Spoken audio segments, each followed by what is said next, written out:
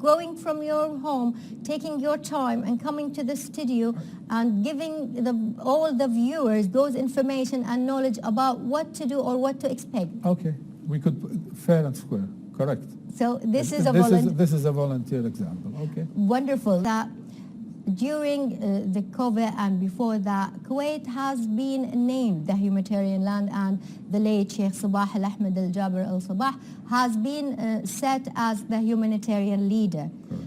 And by that we got a goal to sustain and go to it and not abide from it, the role of humanitarian of Kuwait. What is it? Okay, as you all know, or as the viewers know, and you kindly know, that Kuwait was nominated by the United Nations to be the center of humanitarian leadership. Yes. And may Allah rest his soul, Sheikh Sabah al-Ahmed was the role model in emphasizing volunteer work, and was always encouraging Kuwait as a state and Kuwait as a community, and to go this path and to position Kuwait to be very much related with humanitarian effort.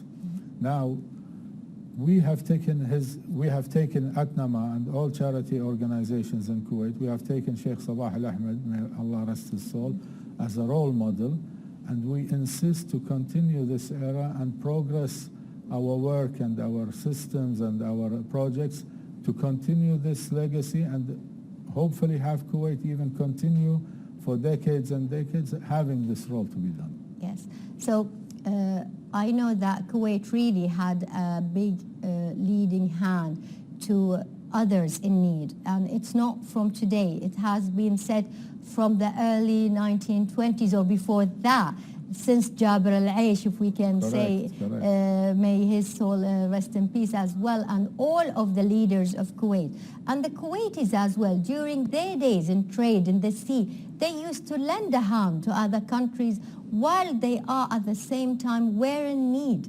Correct. And what I would put it is, it's part of the Kuwaiti DNA. Yes, indeed. It is DNA in Kuwaitis. Kuwaitis always, and also people living within Kuwait, I don't say only Kuwaitis, yes, but this country is very blessed.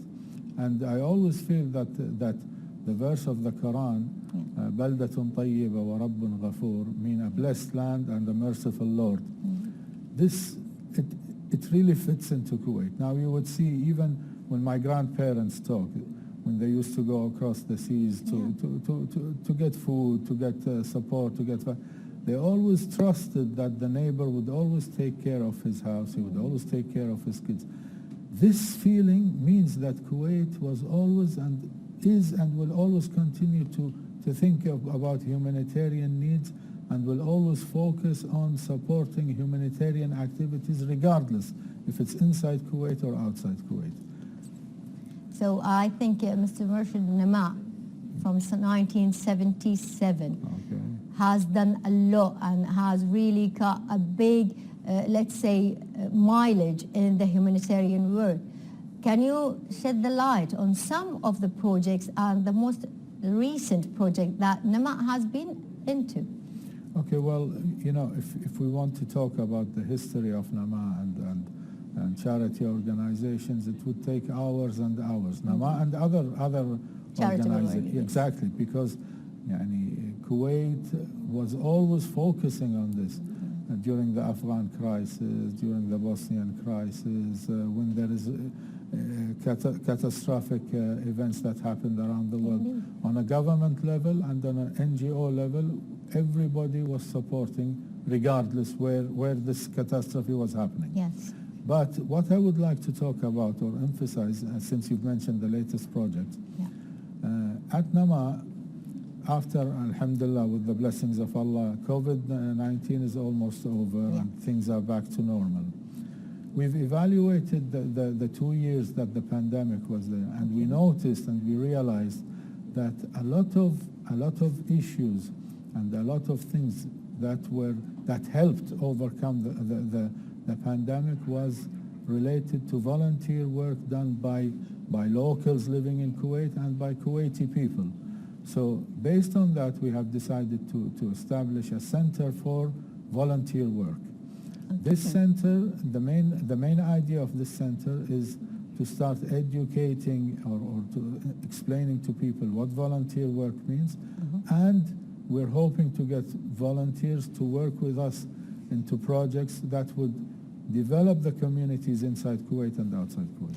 We can see on the two screens and the two books and the big screen, this is some of the charitable works Namaء has been really doing, and it's inside Kuwait, right? Inside Kuwait, and this was done by volunteer sisters, ladies and girls in Kuwait. They had an idea, they came to us, they wanted to distribute presents and gifts for school, less fortunate students who wanted to go to school.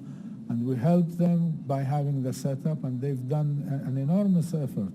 And this is what we mean by volunteer work. It's not just taking food and giving it.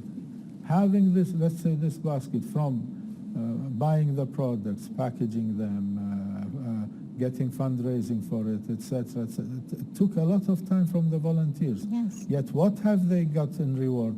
Not one filth, but they expect the reward from Allah subhanahu wa ta'ala. And this is what makes Muslim volunteers even have an additional incentive to work as a volunteer, because he would be rewarded if he has his good deeds from Allah subhanahu wa ta'ala, and he would see the blessings of Allah subhanahu wa ta'ala in his community, in his family, etc., etc. Well, I know that you set a center, and that center really gets everybody, the volunteers. But what about, I know that there are a lot of volunteering groups. Can they join the center? Of course. Okay. The idea of the center is we will give, and actually we are giving, and we will give any technical support the group would need.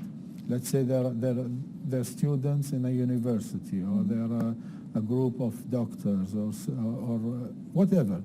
This group would like to make a project. They have a feeling that there is a need in this area, in this category. Yes. They would come to us. We would provide them with the studios they would need to make videos, etc. We would financially help them market their project. We would arrange for them all the legal aspects needed with the ministries and with all the formalities that needs to be done.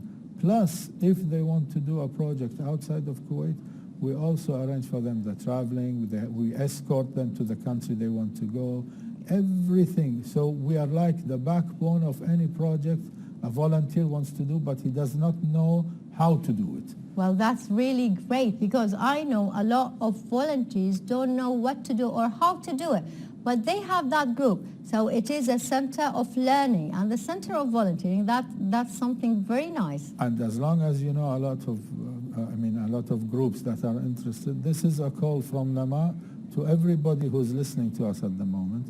You are more than welcome to come to us at any time. We're available in Sabah al-Ahmed and in Sabah al-Salim. We work from 8 till 8, but on different shifts. Yes. They can come with a proposal. They can come with an idea. They can come visit us, see us, get to know us, and from there we could take any idea into execution. Well, that's a marvel. Thank you very much. And this is an invitation from our guest, Mr. مرشد الرشدان. Thank you very much for being here with us, Mr. مرشد, and giving us and volunteering with all those knowledge and information. Thank you very much, and I'm honored to be here, and I thank you for your time. Thanks a lot. So, dear viewers, this is an invitation from Namaء Division and the head of it, Mr. مرشد الرشدان. So go, volunteer. You will have a marvel of really a good feeling from the inside and a reward from the Allah Almighty. How about a quick break? Then continue. Good morning, Kuwait.